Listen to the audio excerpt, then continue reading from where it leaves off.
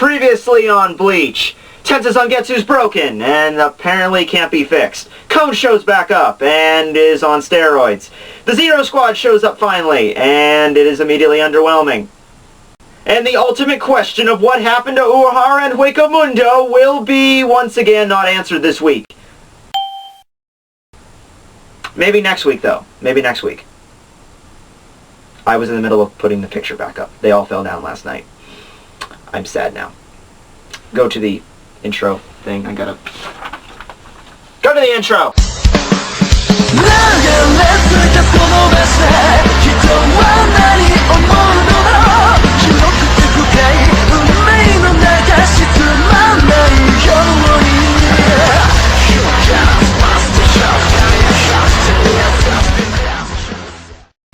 Hey everybody, Tekking101 here to review Bleach chapter number 517 entitled The Stairway to Heaven.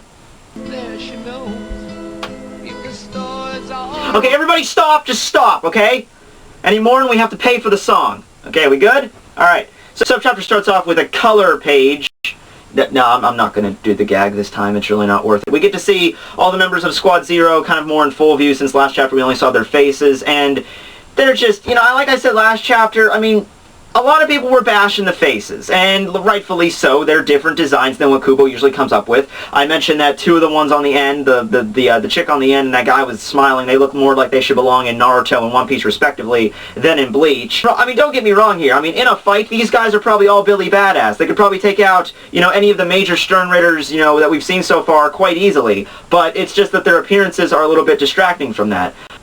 And for example, we have the chick on the left that has some kind of funnel device on top of her head. We have the guy with the pompadour hairstyle we saw last chapter that is actually like really huge and out there.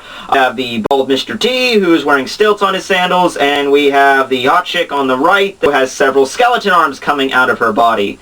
Which is probably once again a reason she is going to be my most favorite Squad Zero member. And the guy that was smiling, for some reason last chapter I pictured him as being very tall. It turns out he's like the shortest one, and he's like dressed like some rocker dude from the 1970s. So I don't know where you're trying to go with it, Kubo, but I'll hold off the complaints until later. Maybe. I'll have to contain myself. But I feel good that Kubo is kind of self-aware that these guys maybe look a little bit odd, because the way he made Ichigo's expression when he first sees him, it captures the moment so well in the way of, what the fuck am I looking at?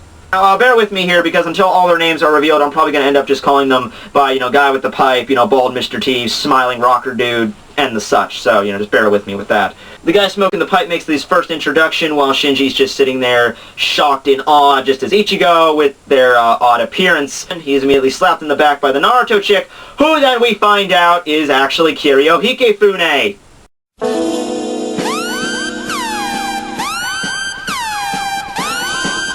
Fine. Whatever. It's cool.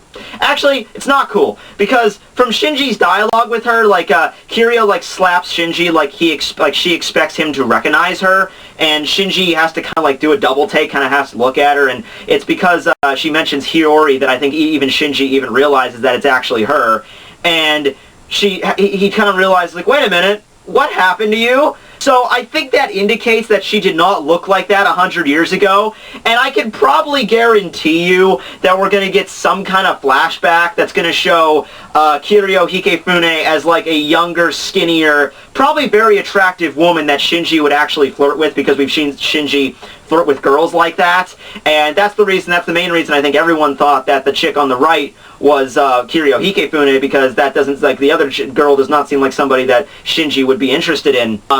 But yeah, so that's Kiryu Hikefune, also known as the King of Cereals. So I guess that's what the funnel on her head, is that a funnel or is that like a bowl? I don't know what the hell that is, but I guess that's something referring to that on her head. The previous captain of Squad 12 before Ururu. So, take that what you will. Many Bleach fans that have been waiting years for the revelation of Kiryu Hikefune's appearance probably just started crying and/or punching walls in blind rage. So I'm sorry, guys, but I guess that's just what we got. The guy smoking the pipe, who is now becoming more creepy in every single panel that he's in, approaches Unohana, apparently they knew each other, and asks her if she is still using the healing methods that he taught her. Okay, so apparently this guy may have been the previous medical squad member, or maybe he was the previous member of Squad 4. Not always saying, like these guys have probably not been in the Goatee 13 for maybe a couple hundred, if not 1,000 years. So I'm not going to jump the gun right away and say he was the previous captain of Squad 4, because maybe Squad 4 wasn't always the medical division. We're not sure. We don't know the exact history of all this. But two possibilities here. Number one, he was actually legitly like Unohana's medical teacher. I find this a little bit hard to believe because Unohana doesn't really act like she even likes him that much. She keeps her head down. She stares at him with daggers half the time. So I'm not sure if it's kind of like that's just their relationship they had, or if she just despises him, or maybe he's just lying. Maybe he was just with Unohana, like maybe they, like, you can understand that kind of character. There's that kind of character that thinks he's more awesome than he really is. I'm like, yeah, how you guys doing over here? You doing that thing I taught you to do because I'm so awesome? You understand, and really he's just a bold-faced liar, so that could be the relationship here. I'm not really sure. He shows up and tries to begin his introductions when Shunsui decides that maybe they should just cut off all the introductions altogether and just states, why are you guys here? Which I thought it was kind of obvious why the Zero Squad was there. I mean, you guys clearly didn't do a very good job at protecting the entire Seirei, so I thought when that happened, the Zero Squad just normally showed up, so that's odd that he would ask that question. But so Bald Mr. T then notices Ichigo Kurosaki there and recognizes him like immediately, so I'm assuming they at least know, they probably know about as much information about Ichigo as the Soul Society does, I would assume. I mean, somebody that has that much influence on the Soul Society that saved their butts like twice, and also the fact that he has like 5 main powers, I would assume the Soul King would probably keep tabs on him, just a little bit. Bald Mr. T states that one of the reasons they are there is to bring Ichigo Kurosaki to the palace.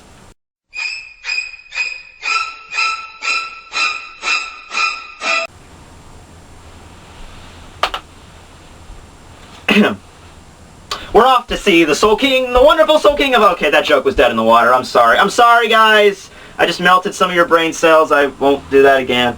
So we get the title page and we kind of see like a floating castle type thing in silhouette. I mean, it's in silhouette so we can't see it that well.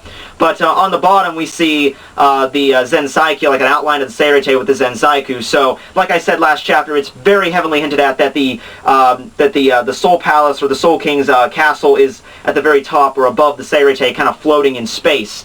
Not space literally, although it could be. I'm not sure. But it's above the Seirei. That's the point here. Once again, I'm kind of intrigued as to exactly how do you get into it. Like, how does the Okin fit into all this? Like, if it's just above the Seirei, why couldn't you just, like, go up?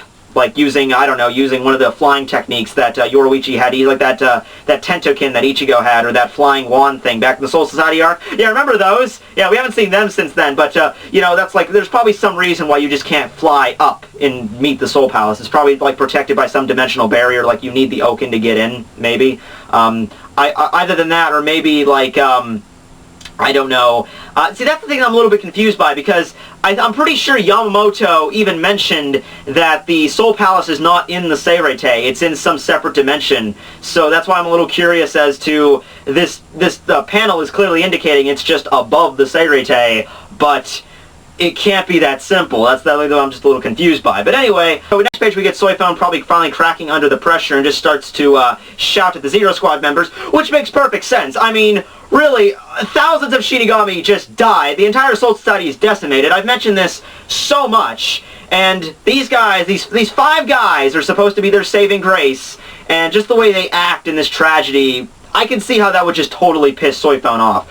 She starts shouting at them as they begin to walk away from her, when all of a sudden the Pipe Quincy shows up right behind her, indicating that he is actually faster than Soifone, which... And like I said, that doesn't really surprise me that much that they're faster than the fastest captain, because, I mean, they're in the Zero Squad for a reason. I mean, you can make fun of their appearance, and I'm sure a lot of people are. You can poke fun at their personalities, which I'm sure a lot of people are, but you cannot deny the fact that they're in the Zero Squad for a reason. They're not there by mistake. They are definitely more stronger than captains such as Soifone. Maybe with like Shoraku and like Shoraku, Ukitake, and Unohana, you might be a little bit more evenly matched. Like maybe they're all around that level, if not a little bit stronger. But against like kind of like a conventional captains like Komamura, Shinji, Soifone, they could probably take them down no problem. The guy with the pipe finally acts a little bit more serious and states that their job is to protect the Soul Palace and nothing more. Meanwhile, the Goatee 13's main job is to protect the Seirei and nothing more. They failed at that, so that means they're dishonoring their name.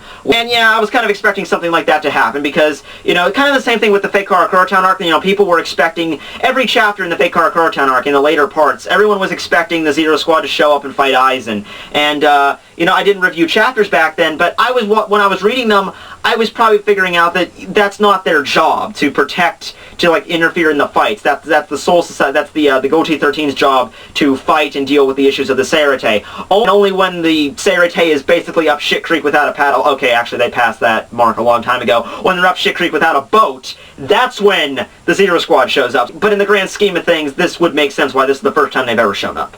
The hot chick on the end finally shows off her ability, and she creates, at first I thought they were like crystal balls. I thought she was like using her, like the skeleton arms to create like crystal balls, and they were like showing where all the members were, but it's actually revealed that those guys are actually there. She somehow like stretched out her hands, I guess throughout the entire Seirete, and just like picked up Renji, Byakuya, Rukia, and a fourth bubble, which I'll get to that in a second, and she picked them all up and said that Ichigo Kurosaki is the only one left.